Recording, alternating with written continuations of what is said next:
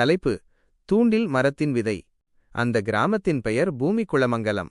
அங்குள்ள மக்கள் அனைவரும் ஒரே ஒரு காரணத்துக்காக உலக புகழ் பெற்றிருந்தனர்: அவர்கள் வளர்த்த தூண்டில் மரங்கள். இது சாதாரண மரமல்ல. இதன் காய்கள் கையில் எடுத்தால் அதனுள் இருக்கும் விதைகள் வானத்தை நோக்கி சிறுகாந்த அலைகளை அனுப்பும். அந்த அலைகள் கிராமத்தைச் சுற்றி பறக்கும் சிறிய உலோகத் துண்டுகளை, குறிப்பாக பழைய ஆளில்லா விமான பாகங்கள், உடைந்த செயற்கைக்கோள் துணுக்குகள் போன்றவற்றை மெதுவாக ஈர்த்து மரத்தடியில் கொண்டு வந்து சேர்க்கும். இரும்புத்தாது அதிகமில்லாத அந்த கிராமத்துக்கு இந்த விண்வெளி குப்பையே ஒரு பெரிய செல்வமாக இருந்தது. பூமிக்குளமங்கலத்தின் கடைசி தூண்டில் மரத்தை கவனித்து வந்தவன் 18 வயது விவேக். அவன் ஒரு நவீன விவசாயி. ஒரு நாள் இரவு வழக்கம்போல் வானத்தை பார்த்து கொண்டிருந்தபோது ஒரு புதிய வித்தியாசமான அலைக்கற்றையை உணர்ந்தான். அது காந்த அலை அல்ல, ஒருவித இசை போன்ற அதிர்வு. அடுத்த நாள் காலை அவன் மரத்தடியில் கண்ட பொருள் அவனை திடுக்கிட வைத்தது.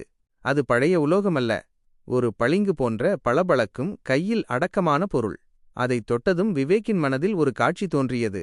அமைதி நிறைந்த ஒரு கோளம் முழுவதும் தாவரங்களால் மூடப்பட்டிருந்தது. கூடவே ஒரு மெல்லிய குரல்: நன்றி, என் விதை உன்னிடம் வந்து சேர்ந்துவிட்டது. விவேக் குழப்பமடைந்தான். இது என்ன, வேற்றுக்கிரக கருவியா?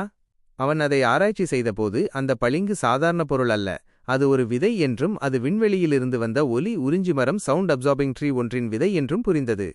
விவேக் அந்த விதையை தூண்டில் மரத்தின் அடியில் மண்ணில் நட்டான். அடுத்த சில நாட்களில் தூண்டில் மரம் காந்த அலைகளை அனுப்புவதை நிறுத்தியது.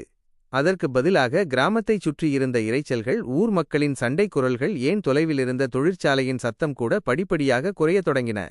அந்த ஒலி உறிஞ்சி மரத்தின் விதை வளர்ந்து ஒரு செடியாக மாறியபோது பூமிக்குளமங்கலம் முழுமையான அமைதியில் மூழ்கியது. மக்கள் திடீரென்று ஒருவரையொருவர் சத்தம் போடாமல், கூச்சலிடாமல் நிதானமாக பேசத் தொடங்கினர். சத்தம் குறைந்தது, கோபமும் குறைந்தது. பணத்துக்காக விண்வெளி குப்பையை சேகரிப்பதை விட மன அமைதிதான் பெரிய செல்வம் என்பதை மக்கள் உணர்ந்தனர். விவேக் அன்று உணர்ந்தான், அவனுடைய பாரம்பரிய தூண்டில் மரம் உலகியல் செல்வங்களை ஈர்க்கிறது. ஆனால் இந்த புதிய வித்தியாசமான விதை மனித மனங்களின் அமைதியை ஈர்க்கிறது. ஒரு புதிய மாற்றம் தொடங்கிவிட்டது.